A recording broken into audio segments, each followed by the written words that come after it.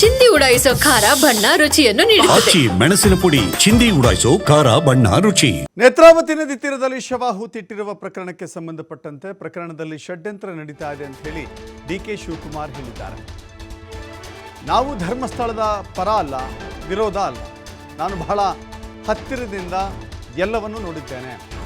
ಭಕ್ತಿ, ಶ್ರದ್ಧೆ, ಆಚರಣೆ ಹೇಗೆ ನಡೆಯುತ್ತೆ ಅಂತ ನೋಡಿದ್ದೇನೆ.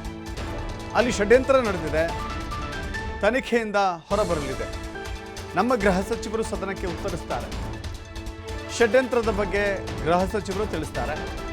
ಸತ್ಯವನ್ನ ನಾಡಿನ ಜನತೆಗೆ ತೆರೆದಿಡ್ತಾರೆ. ಮುಖ್ಯಮಂತ್ರಿಗಳಿಗೂ ಈ ಬಗ್ಗೆ ಬದ್ಧತೆ ಇದೆ.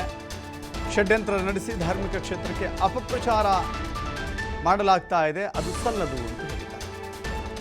ಆರೋಪ ಸುಳ್ಳಾಗಿದ್ದರೆ ಕಟ್ಟುನಿಟ್ಟಿನ ಕ್ರಮವನ್ನು ತೆಗೆದುಕೊಳ್ತೇವೆ, ಅದನ್ನು ಸಿಎಂ ಸಿದ್ದರಾಮಯ್ಯ ಅವರೇ ನೋಡಿಕೊಳ್ತಾರೆ ಅಂತ ಹೇಳಿ ಬೆಂಗಳೂರಲ್ಲಿ ಡಿಸಿಎಂ ಡಿಕೆ ಶಿವಕುಮಾರ್ ಒಂದು ಡಿಪ್ಲೊಮ್ಯಾಟಿಕ್ ಹೇಳಿಕೆಯನ್ನು ಕೊಟ್ಟಿದ್ದಾರೆ. ನೋಡಿ, ಧರ್ಮಸ್ಥಳ ಪರ ಅಲ್ಲ, ವಿರೋಧ ಅಲ್ಲ, ನ್ಯಾಯಬದ್ಧವಾಗಿ ನಡೀಬೇಕು. ನನಗೆ ಆತ್ಮವಿಶ್ವಾಸ ಇದೆ. ನಾನು ಬಹಳ ಹತ್ತಿರದಿಂದ ಅಲ್ಲಿ ನೋಡಿದ್ದೇನೆ. ಅಲ್ಲಿ ಭಕ್ತಿ, ಶ್ರದ್ಧೆ ಎಲ್ಲ ಯಾವ ರೀತಿ ನಡೀತಿದೆ. ಏನು ಒಂದು ಷಡ್ಯಂತ್ರ ನಡೆದು ಅದು ಮುಂದಿನ ದಿನದಲ್ಲಿ ತನಿಖೆಯಿಂದ ಹೊರಗಡೆ ಬರ್ತದೆ. ಅದು ನನ್ನ ವೈಯಕ್ತಿಕವಾದಂಥ ಒಂದು ಅನುಭವ. ನಾಳೆ ನಮ್ಮ ಹೋಮ್ ಮಿನಿಸ್ಟರ್ ಅವರು ಅಸೆಂಬ್ಲಿಯಲ್ಲಿ ಉತ್ತರವನ್ನು ಕೊಡುವಂಥ ಸಂದರ್ಭದಲ್ಲಿ ಸೋಮವಾರ ಬಹುಶಃ ಏನು ಸತ್ಯ ಇದೆ ಆ ಸತ್ಯವನ್ನ ಈ ನಾಡಿನ ಜನತೆಗೆ ತಿಳಿಸ್ತಾರೆ ಅನ್ನೋ ಒಂದು ಆತ್ಮವಿಶ್ವಾಸ ನನಗೆ ವೈಯಕ್ತಿಕವಾಗಿದೆ. ಅದನ್ನ ನಮ್ಮ ಹೋಮ್ ಮಿನಿಸ್ಟರ್ ಅವರು ತಿಳಿಸ್ತಾರೆ. ನಾನು ಹೇಳಿದ್ದೇನೆ, ಹೋಮ್ ಮಿನಿಸ್ಟರ್ ಅವರು ತಿಳಿಸ್ತಾರೆ.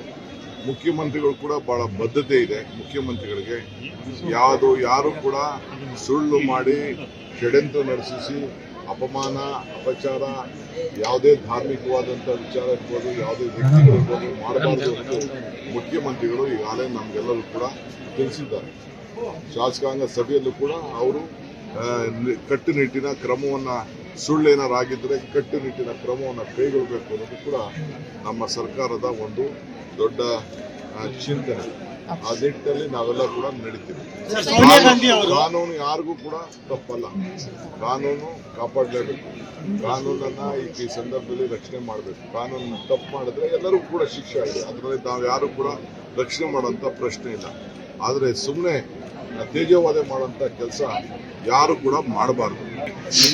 ನೋಡಿ, ಧರ್ಮಸ್ಥಳ ಪರ ಅಲ್ಲ, ವಿರೋಧ ಅಲ್ಲ, ನ್ಯಾಯಬದ್ಧವಾಗಿ ನಡೀಬೇಕು.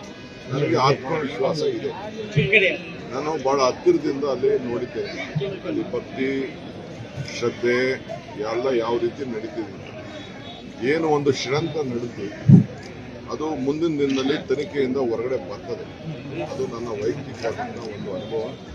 ನಾಳೆ ನಮ್ಮ ಹೋಮ್ ಮಿನಿಸ್ಟರ್ ಅವರು ಅಸೆಂಬ್ಲಿಯಲ್ಲಿ ಉತ್ತರವನ್ನು ಕೊಡುವಂಥ ಸಂದರ್ಭದಲ್ಲಿ ಸೋಮವಾರ ಬಹುಶಃ ಏನು ಸತ್ಯ ಇದೆ ಆ ಸತ್ಯವನ್ನ ಈ ನಾಡಿನ ಜನತೆಗೆ ತಿಳಿಸ್ತಾರೆ ಅನ್ನೋ ಒಂದು ಆತ್ಮವಿಶ್ವಾಸ ನನಗೆ ವೈಯಕ್ತಿಕವಾಗಿದೆ. ಅದನ್ನ ನಮ್ಮ ಹೋಮ್ ಮಿನಿಸ್ಟರ್ ಅವರು ತಿಳಿಸ್ತಾರೆ. ನಾನು ಹೇಳಿದ್ದೇನೆ, ಹೋಮ್ ಮಿನಿಸ್ಟರ್ ಅವರು ತಿಳಿಸ್ತಾರೆ. ಮುಖ್ಯಮಂತ್ರಿಗಳು ಕೂಡ ಬಹಳ ಬದ್ಧತೆ ಇದೆ. ಮುಖ್ಯಮಂತ್ರಿಗಳಿಗೆ ಯಾರು ಕೂಡ